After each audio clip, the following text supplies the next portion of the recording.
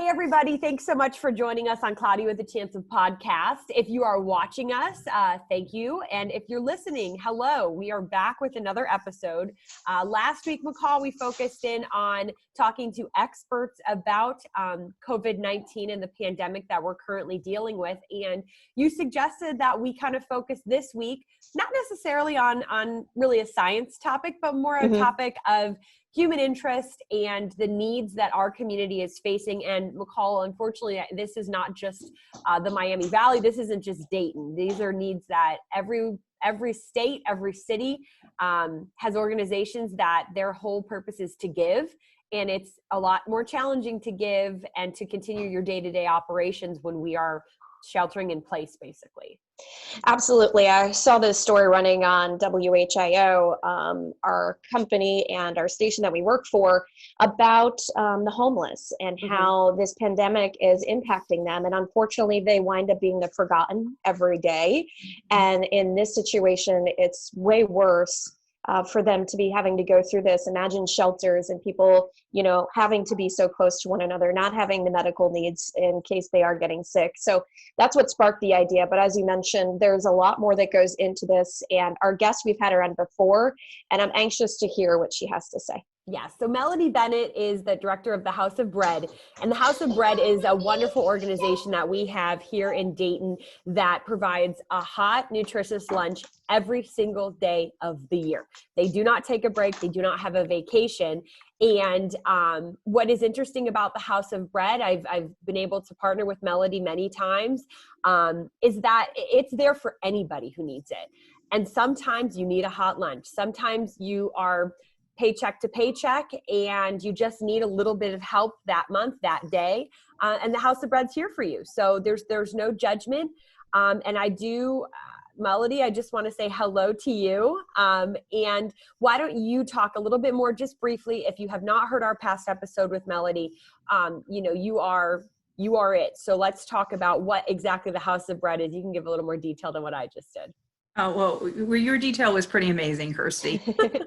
But we are what's known as a community kitchen, where anyone in the community can come in and have a hot lunch with us any day of the year. There are no questions asked. There's certainly no judgments made. And this pandemic has really challenged us to treat people with respect and with dignity. Because it's very hard to do that when you're saying, hey, I'm happy you're here, stay 6 feet away from me. Right. Hey, I'm happy you're here, but I can't hug you, I can't touch you. And I think for the population of people that we serve, they typically kind of look to us for that verification of their human dignity, that verification of humankind and kindness. And when you can't express that in the way that you want to, it's very emotionally challenging. Yeah. I mean, yes, we're still offering people a lunch. We're not offering people the extras in this social distancing. And, when we started, by the middle of March, that we knew we had a problem, in our local community with COVID-19 spreading, and the schools were closing, and there's just this huge amount of uncertainty. And, we originally wanted to keep doing exactly what we were doing, treating neighbors with kindness, treating our neighbors with respect, letting them come in and eat. We tried decreasing our numbers significantly, the number of people who were allowed in the building at any one time to eat. We then went to a hybrid where we would let 40 people in at a time throughout a large dining room, and we would take their trays of food to them. We eventually ended up, when the stay-at-home order was issued, we really felt like that wasn't a safe way to go about serving our guests, because when you're taking their tray, you're certainly closer than 6 feet. It's not like we were putting it on mechanical arms and sliding. Right. Yeah. So really felt like that was not a safe model for the people coming in to need services from us. So unfortunately for us, and we really do take this seriously, we went at the beginning of April to an all carry out model. for our guests who are adults, and went to that we could still let families come in our family dining room, but just a small number of people at a time. So for the first time in history of the House of Bread, people are literally standing outside our doors waiting to come in. And our model right now is that we have 10 people. We give them access to bathroom facilities. We give them access to fill up water bottles. And then they go through line one at a time to get coffee and to get a bag of food to go. And, you know, I have to tell you, for our guests who are in homeless situations, it is not what they want from us. It is not really what they need from us. And so, you know, we're taking it very, very personally and seriously, and trying to look at a plan where we can safely, you know, kind of start transitioning back to where we can have our dining room open for our most vulnerable guests, who are our guests who are homeless currently. But I have to tell you, that's not tomorrow, as I wish it was. And we've, you know, well, there's certainly a lot of gratitude from people who come in to pick up lunches from us. And we certainly try to make that a positive experience for them. There's also a lot of, you know, people expressing, you know, that frustration that, you know, just like for your listeners, you know,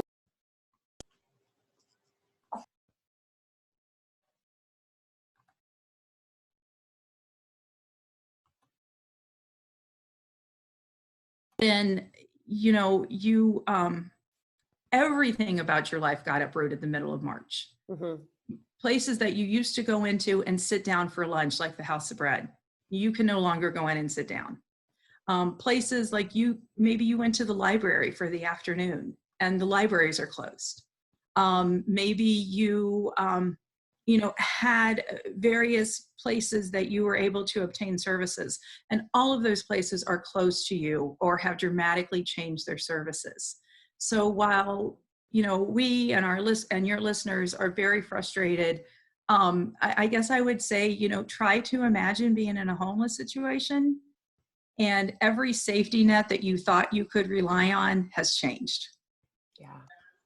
You don't even think about that, but you're right. Just some of those places that used to be the free spaces or the safe spaces that you could go are gone. I think also, Melodie, what was interesting that you had mentioned before was, you know, not being able to provide that human like touch at the house, because I mean, you are so welcoming. You know, sometimes it's a hug or just taking someone's hand and saying, thank you for joining us. When I was grocery shopping, I had my mask on, like Dr. Acton asked us to do.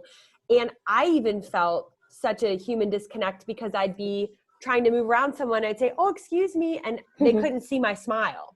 Yeah. They couldn't see like that, you know, a smiling face. So it feels more welcoming and less like rude.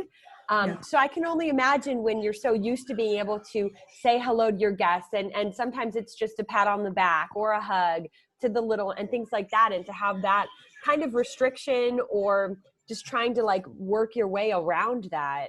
I can only imagine how challenging that is for you. Yeah, you know, absolutely. I think probably the cutest example of this is we had a family that was coming in, and a mom with a couple small children, and, you know, trying to juggle them and everything. And the little girl, who's about 7, fell on her way into the building and cut her knee. Oh, she's upset, and, you know, right. she's sad. So, you know, mom asked me if we have some Band-Aids. And so I bring out Band-Aids, and, you know, I have this mask on and I have gloves on, and I have no idea how nurses do this. I mean, I finally got so frustrated. I said, you know what, just hold on a minute. And I ran to the bathroom. I washed my hands really good. I come back without gloves. I'm like, okay, now I can actually put a Band-Aid on your knee. Right. You know? And, you know, it was a small thing, but, you know, by the end of it, we were both giggling about it because I was fumbling with my gloves, simplest of things. Right. I have a question for you. So obviously you've always, you know, been providing these hot lunches. Now that, you know, schools did shut down, there were so many more families that depended on, you know, hot lunch at school for their children. And have you seen an uptick in the number of people needing? That's question one. And two, how do you, like you said, you're now unfortunately in a situation where you can't provide as much as you did before. So how's that going? Well, we are attempting to provide what we can for people. It's very hard when someone asks you for something and you simply don't have it to give to them. I mean, it's heartbreaking. But I would have said up until this week that we had actually seen a decrease in the number of people coming to us. The last couple days, we've seen a pretty big jump. I don't know if that's people running out of resources elsewhere, or if people finally feeling or starting to feel like, okay, I've got to get out and get some resources for me, or I've got to get out and get some resources for my family. Mm-hmm. And one of the things we notice, like specifically with our families, is they don't tend to come in every day. They tend to come in one day and they're asking us for resources that they can take home to tide them over a couple of days. Mm-hmm. You know, we're a kitchen, not a pantry. But if I have a mom say to me, you know, Melodie, I have cereal, but no milk. You know, if you could give me some milk, I could make it 2 days until I need to come back. You know, Melodie, I have bacon, but I have no eggs. If you could give me a dozen eggs, I could make it. And so we've kind of been a little bit of a hybrid pantry, not just giving you a bag of food, but saying, what do you need? What do you have and what do you still need? And trying to fulfill those needs as best we can. And it feels incredibly great when we can do that. And it feels incredibly sad when we unfortunately sometimes have to look at someone and say, I don't have that. I do this, but I don't have that. And just trying to help our families think through how they can stretch their resources, how we can get through this together, which is the phrase we hear a lot. But we try to say that to all of our guests. You know, how can we get through this together? What is it that you need that we might have? If that's a jar of peanut butter, if that's a pair of clean socks, mm-hmm. What can we do? You know, from a very simple perspective to help you get through this. So the question is, what do you need, Melodie? Oh, yeah. That's a very good question. Well, and you know, we were asked by some people in our community a couple weeks ago to try to stop encouraging people to go to individual stores because they felt like, you know, when we would put out requests on social media saying, hey, we need individual jars of peanut butter, hey, we need socks, that there was a lot of sending people out of their homes when they were being asked to stay at home. And so we were asked, you know, would you ask for financial donations and you go out instead? The challenge that we are having with that, along with anybody else who operates a food pantry or a kitchen, really anywhere right now, is anywhere you go, your quantities are limited, what you can purchase. So, you know, for me to get jars of peanut butter, as an example, to get enough, I mean, I have to go to 4 or 5 stores to do that. You know, even places that we have traditionally relied on, you know, like a Sam's Club where you can buy in larger quantities, are not selling in the larger quantities, right? So we're getting to the point where, you know, and we certainly don't want to say, wow, if you have health issues, if you are not feeling comfortable, go out anyway for us.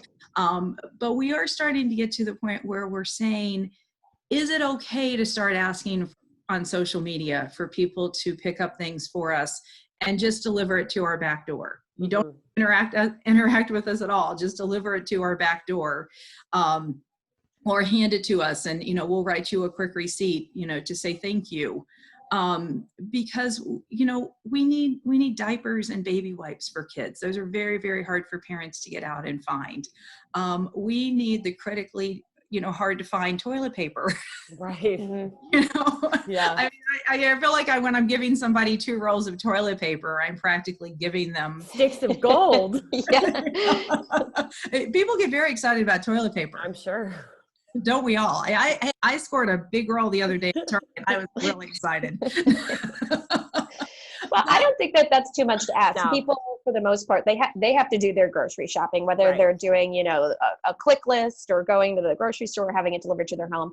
So if you have the forethought to think like, okay, you know, let me get one extra jar of peanut butter, or I already have a jar, but let me purchase one anyway. Mm-hmm. And, you know, if I can, you know, and that way all I have to do is, like you said, just drive it, drop it off at the back door, you know, set up some kind of like food bin.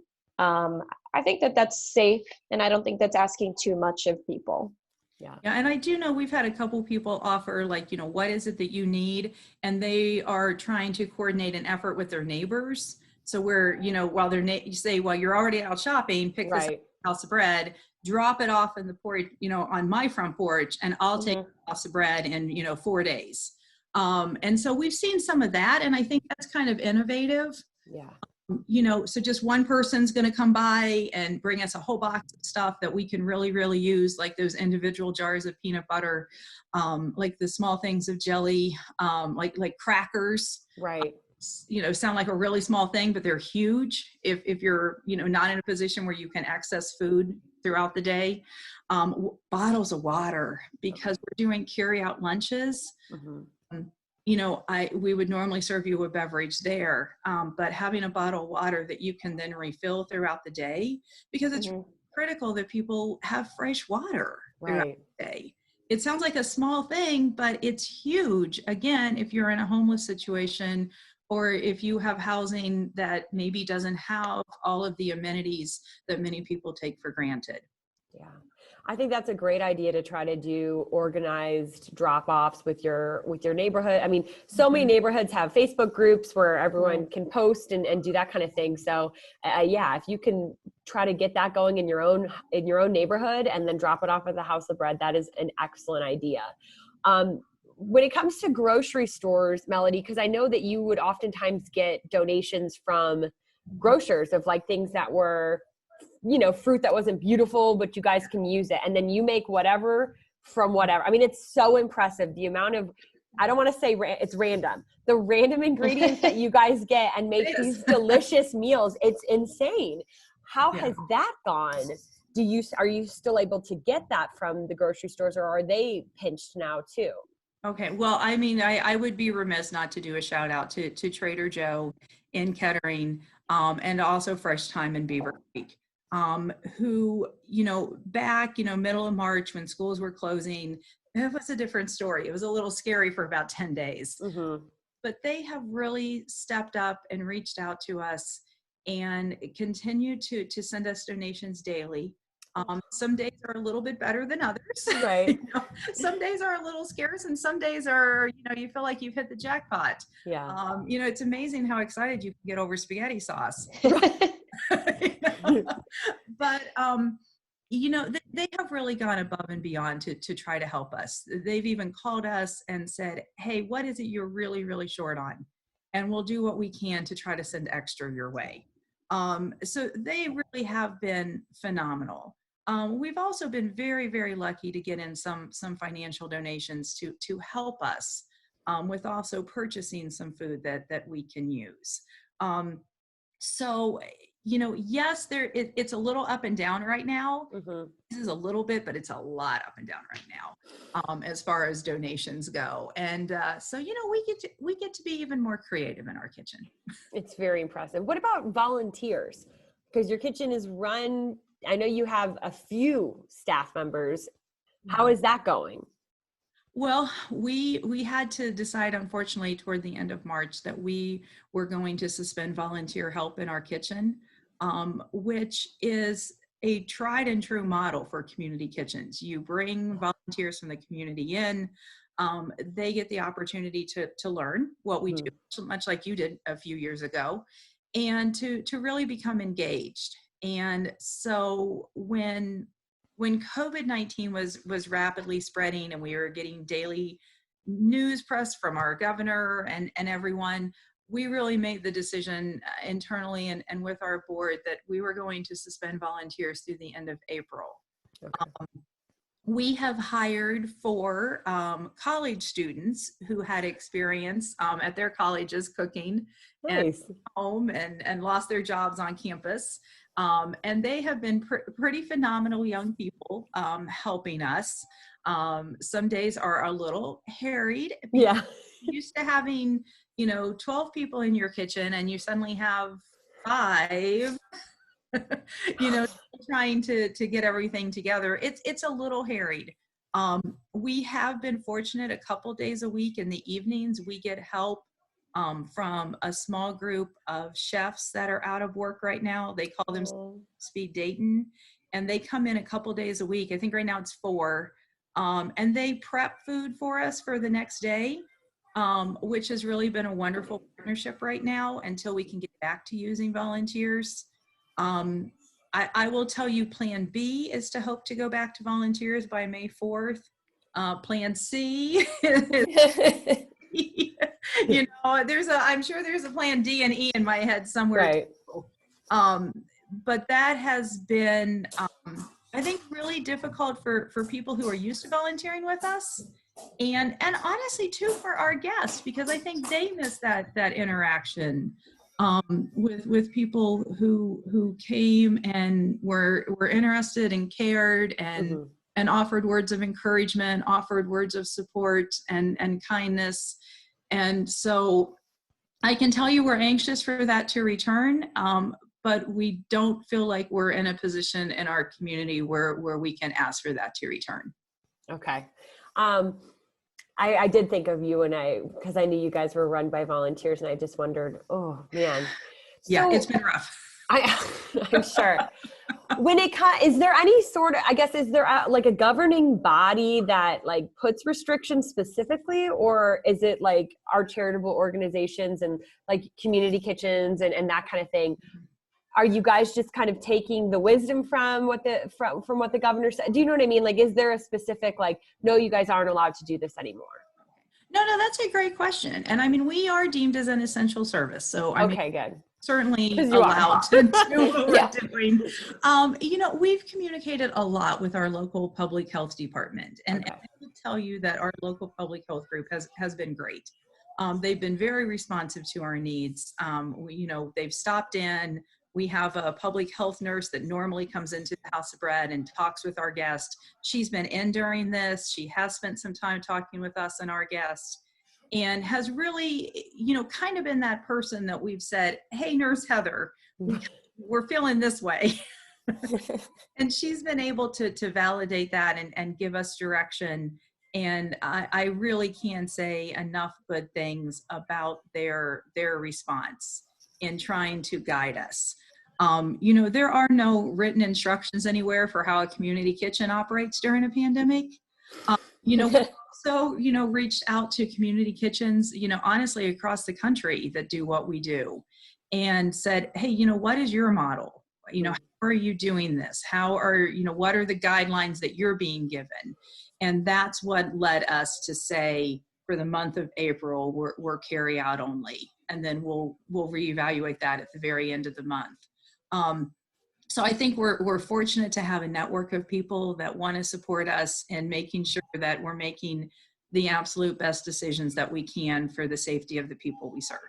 That's wonderful, Melodie. So how is the carry out working? Do people just come knock on the door? I mean, are they able to call? I mean, people may not have phones, obviously, but how are you organizing and coordinating that carry out? The way we're doing it right now is we're open from 11 until 1.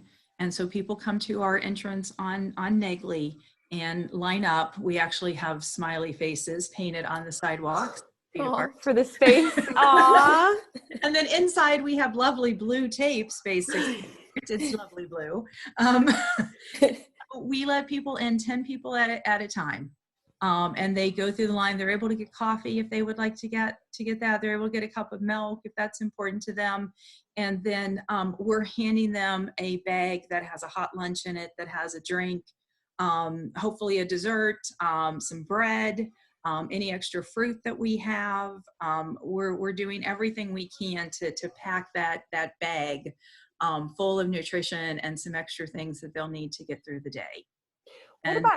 Sorry, go ahead. Until we serve everyone. What about donations, or how are you guys doing with like the products to bag up these lunches? Because again, that wasn't something that you needed to rely upon. No, I about fell over when I found out the price for carryout containers. Yeah. What? You know, and I really, from an environmental perspective, I hate all of the, you know, the foam containers and the cups and everything that we're doing. We just don't have a better way to do it right now. So, you know, we've had to purchase carry-out containers, carry-out cups for coffee. Bottled water is something we're purchasing almost every day to make sure that people have that. And extra things. So it's been challenging. Those carry-out containers we can always use. Okay. You know, especially the nice 30-compartment ones that fold over nice and neatly. We've had people who have been very generous in supplying us with things like napkins and forks and spoons and smaller containers, things like that. We've even had a couple donors purchase food from a restaurant to support a local restaurant that they typically would patron, and send that to us for lunch. And so that has been a really great idea as well. You know, if your listeners, if there's a restaurant that they normally go to, it's small, it's locally owned, they really want to help them, you know, reach out to us and we could coordinate, you know, getting, you know, 200 main servings from them. You know, and in the case of, you know, a couple weeks ago, you know, Mary, one of our donors, coordinated with Texas Beef and Cattle, and they sent us enough, you know, beef and chicken brisket, you know, for 200 lunches, and it was amazing. Wow. That's awesome. You know, so, you know, that's another, you know, in my opinion, opportunity that if someone has a local small restaurant they really want to support, you know, that's certainly something, and it doesn't have to be 200 servings, you know, Right. whatever you're willing to do. Yeah, that's a great idea though, because it does, it makes the connection where it's helping a local restaurant that can stay open and you're financially able to just say like, hey, I'm going to pay for these lunches, and then that restaurant gets the money and you guys get the benefit of being able to serve people that need it. So it's actually really a creative, I never probably would have actually thought about. I know, it's a wonderful idea. Yeah, I didn't think of it, the donor did. Well, good job. She's great. As we are heading into summer, we kind of talked a little bit before this about how we were spared, I guess, from extreme weather this winter, in the sense of your guests having to walk in some of the brutal cold we've had over the past several years. But we are heading into summertime, and that means that your guests will be having to battle the heat, that your kitchen, that you guys will be working in the heat. So is there anything, just looking forward, I think sometimes people want to have that mindset of like, we're going to get through this and then we'll go back to our normal lives, and our normal problem in the summer is heat. So what can people do? I guess, can they supply you with anything that you can even just maybe use later? I know water bottles, that's a huge one for you guys in the summertime. You have the family room now. So I guess, is there anything like, I don't know, that the little kids would need, or I don't know. No, it's a great question. And, you know, really, I want to look forward to things being normal again. Right? So we all, you know, reusable water bottles become really important. Okay. You know, because we don't want to hand out, you know, water bottles that are going to end up in the trash. So reusable ones that people can fill up in water become really important as we head towards summer. Things like hygiene, you know, maybe putting together small hygiene bags for us. That includes something like a bar of deodorant, you know, a small trial size of like shower gel become really important for people. When we start thinking about our families, I think it's going to be really hard for them to sustain resources like, you know, kid shower gel and toothpaste and toothbrushes for them. You know, also, if our kids don't go back to school in May, you've had kids out of school for a nice period of time, and they, you know, they need to be creative.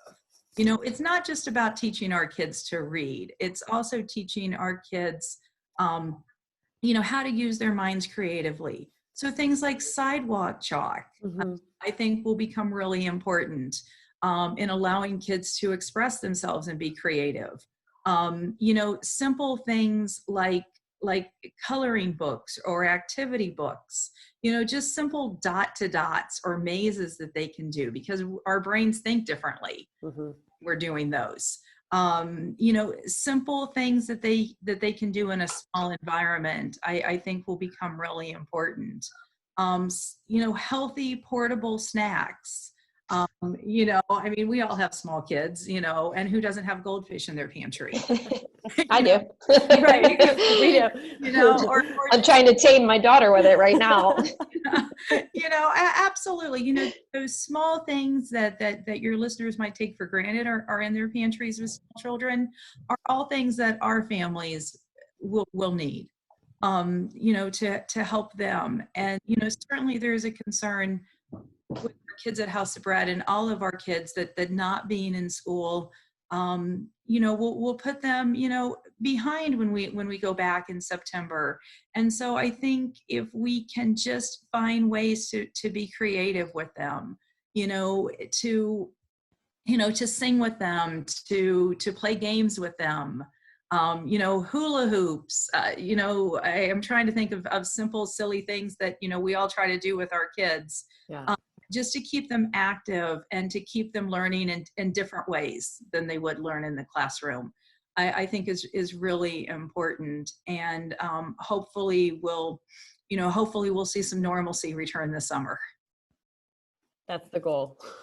Yes. I mean, can I get normal life back? Yeah. Right now.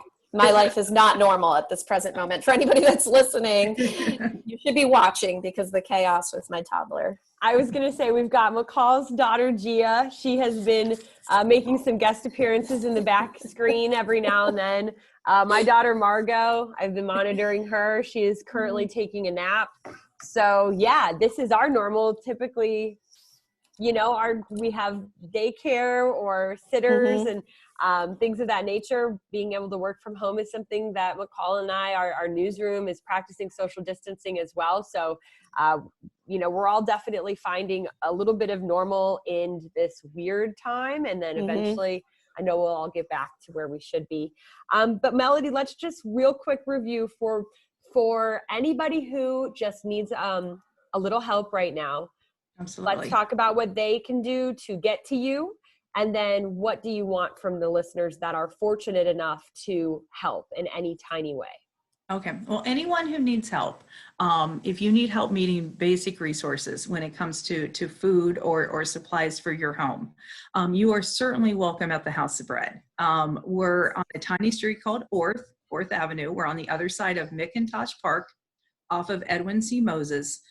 We sound complicated to find, but we're fairly easy to find. Anytime between 11 and 1, you can come in to our building. Chances are good you'll have to wait outside for a little bit, but you can come in and get a hot lunch from us. If you have a family, you're welcome to come into the family entrance. You're welcome to eat in our dining space.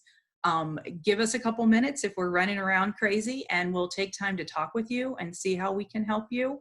Our neighbors right next door are Catholic Social Services. They run a food pantry Monday through Friday, 9:30 to 11:30. That's also on the Orth side entrance. They're closer to West Riverview. They can offer you a box of food to take home with you. And they also have fresh fruits and vegetables that you can take home with you. If you're not close to that area or that doesn't work for you, if you are in need of help, I really encourage you to call 211, which is a help link operated by United Way, and they can connect you to resources that are closer to you. One thing I would say is this is okay to ask for help. Yeah. We're seeing, unemployment rates that we haven't seen since, oh my gosh, 18 years ago. And so it's okay to ask for help right now, because at some point, hopefully you'll be able to pay that back, or maybe past you paid it forward. If you are listening and you can help, you are in a position where you're able to keep your employment and work from home, or you're in essential service and you're still going out, you can certainly help us through financial donations, which is houseofbread.org. And you'll see the donate button very, very nicely, prominently displayed. You can organize a collection with your neighbors of needed items that we've talked about, like bottled water, like peanut butter, like snacks for kids, socks, simple things, and drop that off to us once a week. We're typically there from 8:30 until 3 o'clock right now. I can tell you, as the weather gets warmer and we hopefully get back to normal operation, we'll be there a lot longer. Yeah. We're also trying to make sure that our staff takes care of ourselves and that we get rest and time off and, time to spend with our families so that we can continue to provide the services that we need to do. And it's really important to us that we try to take good care of the people who come in every day and care for our guests. With such dedication and such professionalism, even in this crazy time we find ourselves in. That's wonderful, Melodie. I think we've got a very strong community that has come together over and over and over again. So I have faith that we will see those people step up and help you.